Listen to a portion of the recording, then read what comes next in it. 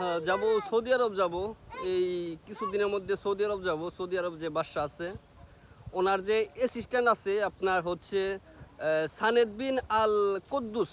হ্যাঁ, সানেদ বিন আল কুদ্দুস ওনার ওই সালমানের হচ্ছে অ্যাসিস্ট্যান্ট।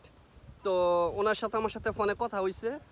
তো উনি আমার জন্য একটা প্ল্যান পাঠাইবো। উনি আমার জন্য একটা প্ল্যান পাঠাইবো। আমি আবার ওই ওই 10-20 জন বা 30 জন যে একত্রিত হয়ে যে যায়, আমি আবার ওরকমভাবে যাব না। আমার জন্য একাই একটা প্ল্যান পাঠাইবো। তো ওই প্ল্যানে আমি যাব আর আপডেট আপনাদেরকে দিব।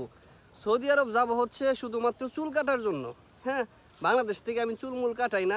এখানকার ওই যে চুল কাটা ওনাদেরকে কী বলে, নাপিত বলে। আমার এইগুলো ভালো লাগে না। আমি বাংলাদেশ থেকে চুল কাটাই না। কিছুদিন আগে জার্মানি থেকে চুল কাটাই আসছি। আবার এই যে বড় বড় হয়ে গেছে কয়েকদিনের মধ্যেই। আমি ওইখানে যোগাযোগ করতেছি। উনি আবার আমার খুব কাছের লোক। ওই সানেদ বিন আল কুদ্দুস আমার খুব কাছের লোক। তো ইনশাল্লাহ কয়েকদিন আমার আবার ইয়ে লাগে না, আমার ভিসা টিসা লাগে না, ওই পাসপোর্ট টাসপোর্ট কোনো কিচ্ছু লাগবে না। তো যা করার উনি করে দিবে। আমার জন্য একটা প্ল্যান পাঠাবে।